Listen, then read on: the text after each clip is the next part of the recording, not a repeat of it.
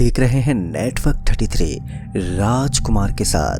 दोस्तों, आज की कहानी में आगे बढ़ने से पहले अगर अभी तक आपने हमारा चैनल सब्सक्राइब नहीं किया है तो कर लें और साथ ही वीडियो को लाइक शेयर कमेंट ज़रूर कर दें। तो चलिए बढ़ते हैं आज की एक और डरावनी भूतिया कहानी में।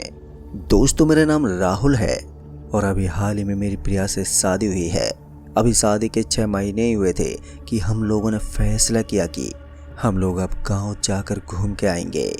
हम लोग सुबह के समय अपने घर से गांव की तरफ निकल गए थे और तकरीबन हमारे घर से हमारे गांव की दूरी 400 किलोमीटर थी और हम लोग कार से जा रहे थे। मैंने अपने मोबाइल से मैप लगाकर अपने सामने रख दिया, जिसको फॉलो करके मैं आगे की तरफ बढ़ जा रहा था। सब कुछ ठीक ठाक चल रहा था, लेकिन देखते ही देखते शाम हो गई।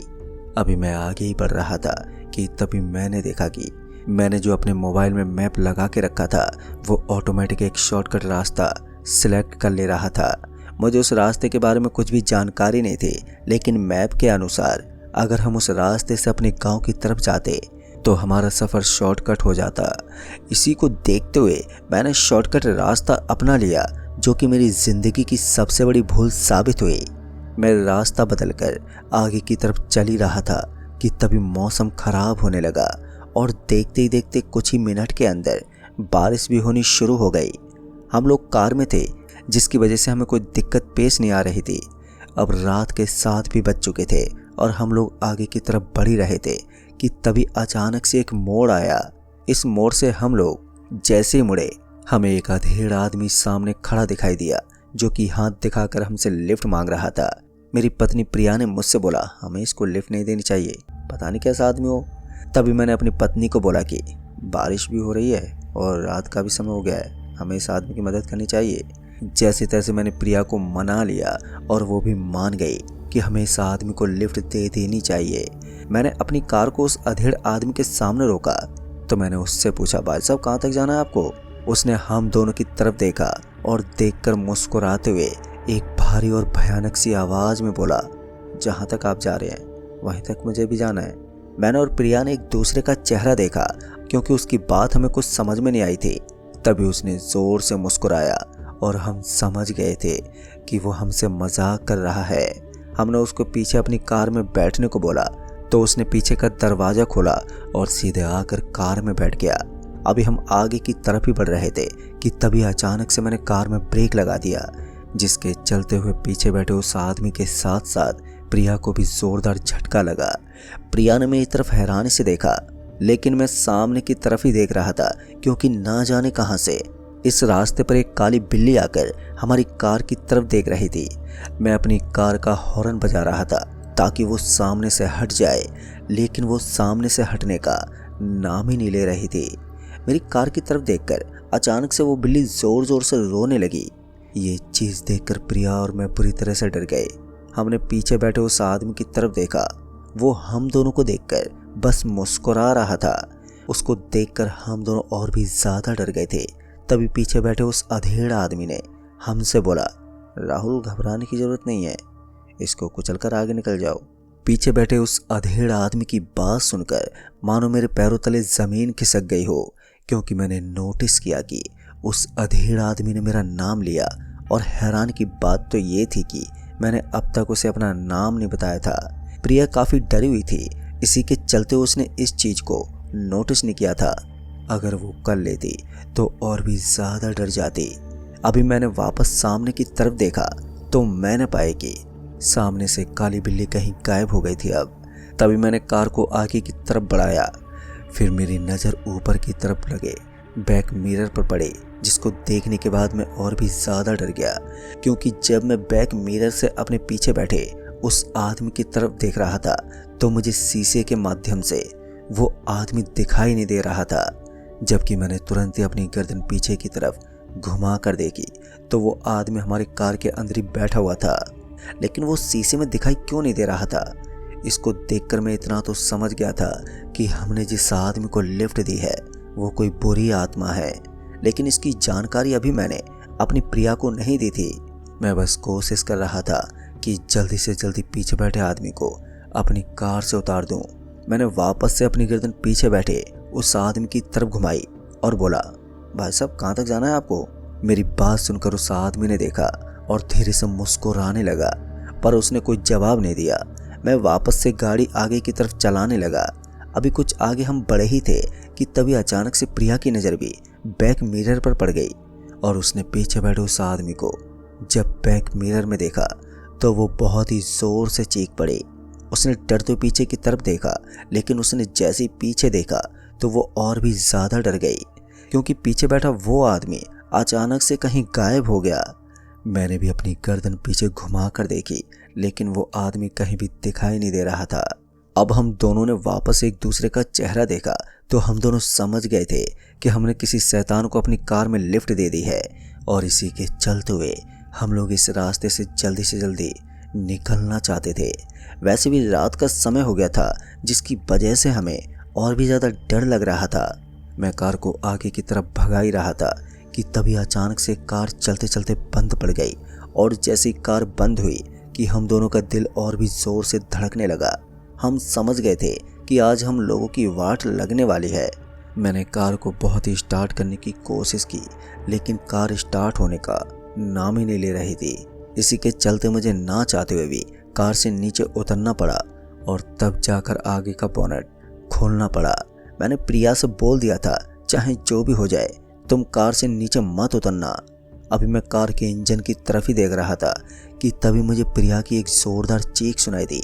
मैंने जल्दी से कार के अंदर की तरफ देखा तो मैं न पाई कि वही अधेड़ आदमी वापस से कार के अंदर आ गया था, जिसको देखकर प्रिया बुरी तरह से डर गई थी, और वो कार के बाहर निकलकर आकर मेरे बगल में खड़ी हो गई। अब हम दोनों बाहर से उस अधेड़ आदमी को कार के अंदर बैठा हुआ देख रहे थे। तभी मैंने प्रिया का हाथ पकड़ा और हाथ पकड़कर कार से दूर भागने लगा। मैंने पीछे घूमकर देखा तो कार अपने आप ही स्टार्ट हो गई, और वही अधेड़ आदमी उस कार को चलाता हुआ हमारे पीछे पीछे आ रहा था। अभी हम लोग आगे की तरफ भाग ही रहे थे कि तभी पीछे से चमकती हुई जैसे कार की लाइट हमारे पैरों पर पड़ी। मैंने गर्दन घुमाकर पीछे की तरफ देखा तो मैंने पाया कि पीछे से एक कार आ रही है। उसको देखकर हमारे पीछे जो हमारी कार आ रही थी, जिसको वो अधेड़ा आदमी चला रहा था, उसने कार चलाना बंद कर दिया था। अब हम लोग भी रुक गए थे और हाथ दिखाकर उस आई हुई कार को रोकने की कोशिश कर रहे थे।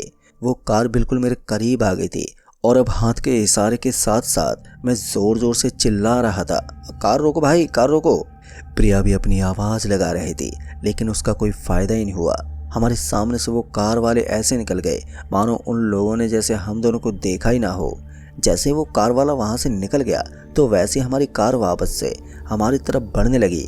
मैंने अपनी जेब में पड़े मोबाइल को निकाला और मदद के लिए फ़ोन लगाने वाला था कि तभी मैंने देखा कि मोबाइल में नेटवर्क नहीं आ रहा है। प्रिया का मोबाइल भी चेक किया, लेकिन उसके फ़ोन पर भी नेटवर्क नहीं थे। अब हमारे पास कोई दूसरा रास्ता भी नहीं था जिससे हम मदद मांग पाते। तभी मैंने देखा कि लगातार कार की स्पीड बढ़ रही है और हम लोग भी इधर भाग रहे थे, लेकिन हम समझ गए थे कि कार से तेज हम लोग नहीं भाग पाएंगे। तभी हमारी कार हमसे बिना टकराए, बिना रहस्यमय तरीके से हमारे आर पार हो गई, और ना जाने वो कहाँ गायब हो गई। अब इस चीज़ को देखकर हम दोनों काफ़ी ज़्यादा खौफजदा हो गए थे। हम लोग घूमकर वापस से उल्टी दिशा में बढ़ने लगे। जिधर से कार आई हुई थी उधर हम लोग तेज़ी से भाग रहे थे। तभी मैंने अपने मोबाइल की फ्लैशलाइट जला ली ताकि हम लोगों को और भी साफ दिखाई दे और हम लोग और भी तेज़ी से भाग सकें। मैं यहाँ पर अपने फ़ोन को खोलने की कोशिश कर रहा था, लेकिन मेरा फ़ोन खुलने का नाम ही नहीं ले रहा था। तभी मैंने देखा कि मेरे मोबाइल पर अब नेटवर्क आ गया था, लेकिन फ़ोन ओपन नहीं हो रहा था, जैसे मानो उसकी स्क्रीन ने काम करना बंद कर दिया हो। तभी मैंने प्रिया का मोबाइल अपने हाथ में लिया और उसके मोबाइल पर भी नेटवर्क शो होने लगा था, लेकिन उसकी मोबाइल की भी स्क्रीन काम नहीं कर रही थी।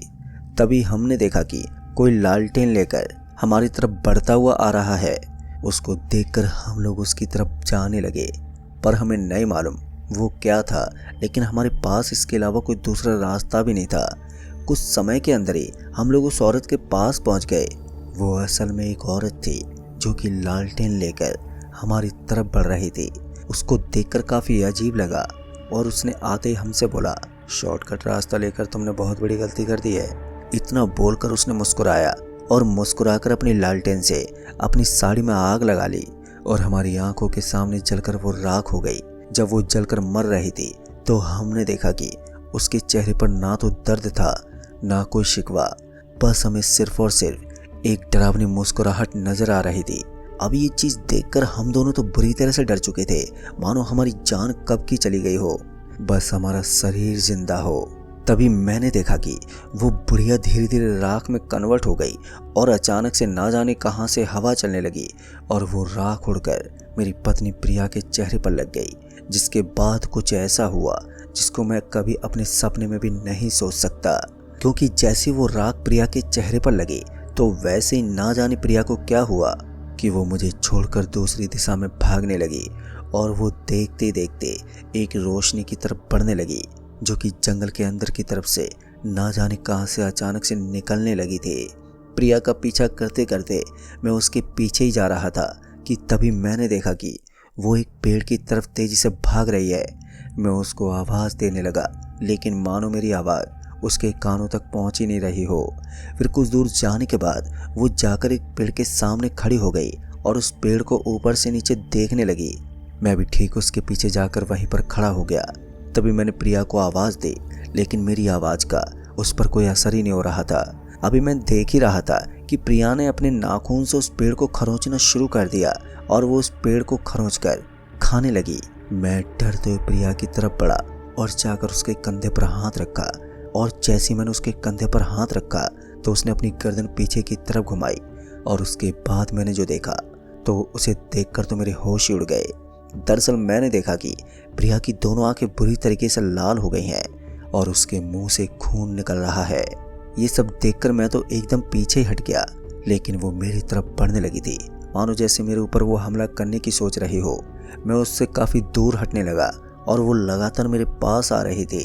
तभी मैंने देखा कि मैं एक झाड़ी के पास गिर पड़ा, पर हैरान की बात ये नहीं थी कि मैं झाड़ी के पास गिर गया था। हैरान की बात तो ये थी कि वो झाड़ियाँ मुझे जकड़ रही थी और लगातार प्रिया मेरे करीब आ रही थी। मुझे इतना तो मालूम था कि वो मेरी पत्नी प्रिया नहीं है और इसके ऊपर जरूर कोई बुरा साया चढ़ गया है। अब मैं समझ गया था कि यहाँ पर मेरा अंत होने वाला है। लेकिन तभी अचानक से मेरी जेब में पड़े मेरे मोबाइल की रिंगटोन बजने लगी और जैसी रिंगटोन बजी तो वैसे ही सब कुछ नॉर्मल हो गया, क्योंकि मेरी रिंगटोन पर हनुमान चालीसा लगी थी। मुझे अब तक जो झाड़ियाँ जकड़ रही थी उसने भी मुझे जकड़ना बंद कर दिया था और मेरी पत्नी प्रिया इस रिंगटोन को सुनकर वहीं पर बेहोश होकर नीचे गिर पड़ी थी। मैं जल्दी से उठा और उठकर प्रिया के पास पहुंचा तो मैंने देखा कि मेरी पत्नी प्रिया नॉर्मल हो गई थी, लेकिन वो बेहोश थे। तभी मैंने अपनी जेब से पड़े उस मोबाइल को निकाला तो मैंने देखा कि मेरे घर से फ़ोन आया हुआ था और मैंने फ़ोन करके फिर मदद मांगी। तभी घर से मेरे लोग भागे भागे आए और मुझे और प्रिया को यहाँ से बचाकर ले चले गए।